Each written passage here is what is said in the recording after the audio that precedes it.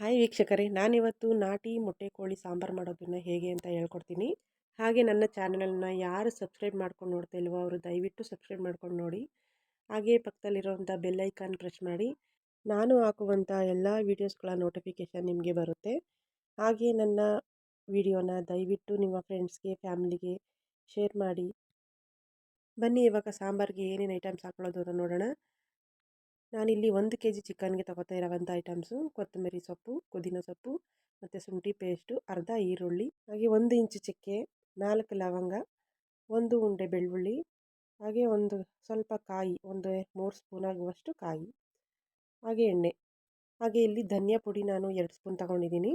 ಮತ್ತು ಮನೇಲೇ ಮಾಡಿರುವಂಥ ಪೌಡ್ರಿಗೆ ನಾನಿಲ್ಲಿ ಗುಂಟೂರು ಮೆಣಸು, ಬ್ಯಾಡಗಿ ಮೆಣಸು ಮತ್ತು ಅರಿಶಿನ, ಕಡಲೆಕಾಳು ಎಲ್ಲನೂ ಹಾಕಿ ನಾವು ಪೌಡ್ರ್ ಮಾಡಿ ಇಟ್ಕೊಂಡಿರ್ತೀವಿ.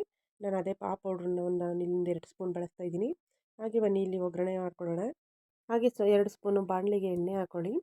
ಎಣ್ಣೆ ಹಾಕ್ಕೊಂಡು ನಾವು ಹಾಕುವಂಥ ಮಸಾಲೆ ಐಟಮ್ಸ್ಗಳೆಲ್ಲನೂ ಫ್ರೈ ಮಾಡ್ಕೋಬೇಕು. ಮತ್ತು ಬೆಳ್ಳುಳ್ಳಿ, ಈರುಳ್ಳಿ ಮೊದಲನೇದಾಗಿ ಫ್ರೈ ಮಾಡ್ಕೋಬೇಕು. ಸ್ವಲ್ಪ ಹೊಂಬಣ್ಣ ಬಂದ ತಕ್ಷಣ ಕಾಯಿ ಹಾಕ್ಕೊಂಡು ಫ್ರೈ ಮಾಡ್ಕೊಳ್ಳಿ. ಕಾಯಿ ಹಾಲೆಲ್ಲ ಚೆನ್ನಾಗಿ ಹೀರ್ಕೊಳ್ಳೋವಷ್ಟು ಚೆನ್ನಾಗಿ ಫ್ರೈ ಮಾಡಿ.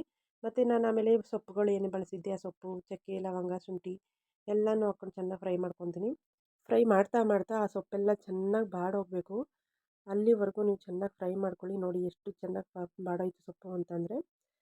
ಇವಾಗ ಎಲ್ಲನೂ ಚೆನ್ನಾಗಿ ಆರಿದ ತಕ್ಷಣ ಎಲ್ಲ ಚೆನ್ನಾಗಿ ಮಿಕ್ಸಿಗೆ ಹಾಕ್ಕೊಂಡು ರುಬ್ಕೊಳ್ಳಿ. ಹಾಗೆ ನಾನಿಲ್ಲಿ ಟೊಮೊಟೊ ನಮ್ಮ ಮನೇಲಿ ಇಲ್ಲದೇ ಇರೋ ಕಾರಣವಾಗಿ ನಾನಿಲ್ಲಿ ಟೊಮೊಟೊ ತೋರಿಸೋದನ್ನು ಮರ್ತಿದ್ದೆ. ನೀವು ಅರ್ಧ ಟೊಮೊಟೊ ಹಣ್ಣು ತಗೊಳ್ಳಿ ಸಾಕು. 1 kgಗೆ ಅರ್ಧ ಟೊಮೊಟೊ ಸಾಕು, ಮೀಡಿಯಮ್ ಸೈಜ್ ಅರ್ಧ ಟೊಮೊಟೊ. ಈ ಸಾಂಬಾರು ಪೌಡ್ರನ್ನ ನೀವು ಅಂಗಡಿಲಿ ತರೋದಕ್ಕಿಂತ ಮನೇಲೇ ಮಾಡಿಕೊಂಡ್ರೆ ಚೆನ್ನಾಗಿರುತ್ತೆ ಟೇಸ್ಟು. ನಾನು ಹಾಗೆ ಒಂದು ಸಲ ನಿಮಗೆ ಆ ಪೌಡ್ರ್ ಮಾಡೋದು ಹೇಗೆ ಅಂತಂತನೂ ನಾನು ವೀಡಿಯೋ ಮಾಡಿ ಹಾಕ್ತೀನಿ ನಿಮಗೆ. ಮಸಾಲೆ ಪೌಡ್ರ್ ಮನೇಲೇ ಮಾಡಿಟ್ಕೊಂಡ್ರೆ 6 ತಿಂಗಳು ಸ್ಟೋರ್ ಮಾಡ್ಕೊಬೋದು. ಹಾಗೆ ನೋಡಿ ಎಲ್ಲ ಚೆನ್ನಾಗಿ ರುಬ್ಕೊಂಬಂದಿದ್ದೀನಿ ಇವಾಗ ಬನ್ನಿ ಚಿಕನ್ನೆಲ್ಲನೂ ಒಗ್ಗರಣೆ ಮಾಡಿಟ್ಕೊಳ್ಳೋಣ. ಇವಾಗ ಪಾತ್ರೆ ಕಾದಿದೆ. ಇವಾಗ ಒಂದು 2 ಸ್ಪೂನ್ ಅಷ್ಟು ಎಣ್ಣೆ ಹಾಕ್ಕೊಳ್ಳಿ. ಇವಾಗ ಎಣ್ಣೆ ಹಾಕ್ಕೊಂಡು ಮತ್ತು ಈರುಳ್ಳಿ ಮತ್ತು ಬೆಳ್ಳುಳ್ಳಿನ ಜಜ್ಜಿಟ್ಕೊಂಡಿದ್ದೀನಿ ನಾನು. ಒಂದು ಅರ್ಧ ಉಂಡೆ ಬೆಳ್ಳುಳ್ಳಿ, ಅರ್ಧ ಈರುಳ್ಳಿ ಎರಡನ್ನೂ ಜಜ್ಜಿಟ್ಕೊಂಡು ಒಗ್ಗರಣೆಗೆ ಹಾಕ್ಕೊತಾ ಇದ್ದೀನಿ. ಇವಾಗ ಈ ಮೊಟ್ಟೆ ಏನಿತ್ತು ಅದನ್ನು ಸೈಡಿಗೆ ಎತ್ತಿಟ್ಕೊಬಿಡಿ. ನಾವು ಮೊಟ್ಟೆ ಉರಿಬೇಕಾದ್ರೆ ಏನಾಯ್ತದೆ, ಮೊಟ್ಟೆ ಎಲ್ಲ ಕಲಸೋಗ್ಬಿಡ್ತದೆ, ಚೆನ್ನಾಗಿರಲ್ಲ. ಬನ್ನಿ ಇವಾಗೆಲ್ಲ ಚಿಕನೆಲ್ಲನ ಹಾಕ್ಕೊಂಡು ಚೆನ್ನಾಗಿ ಫ್ರೈ ಮಾಡ್ಕೊಳ್ಳಿ.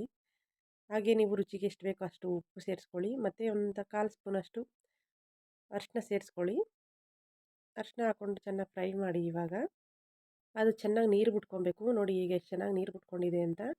ನಾನು ಫುಲ್ ವೀಡಿಯೋ ತೋರಿಸ್ತಾ ಇಲ್ಲ, ಅದು ಲೆಂತಿ ಆಗಿಬಿಡುತ್ತೆ ವೀಡಿಯೋ ಅಂದ್ಬಿಟ್ಟು ನಾನು ಇದು ನೀರೆಲ್ಲ ಸುಂಡಬೇಕು ಅಂದರೆ ಅದು ಟೈಮ್ ತಗೊಳುತ್ತೆ. ನೋಡಿ ಈಗ ಎಷ್ಟು ಚೆನ್ನಾಗಿ ನೀರು ಸುಂಡಿದೆ. ಇವಾಗ ನಾವೇನು ರುಬ್ಬಿಟ್ಕೊಂಡಿದ್ವೋ ಮಸಾಲೆ, ಆ ಮಸಾಲೆನ ಹಾಕ್ಕೊಂಡು ಮಿಕ್ಸ್ ಮಾಡ್ಕೊಳ್ಳಿ. ಯಾವಾಗೂ ನೀವು ನಾಟಿ ಕೋಳಿ ಸಾಂಬಾರು ಗಟ್ಟಿ ಇರಬಾರ್ದು, ತೆಳುವು ಇರಬೇಕು.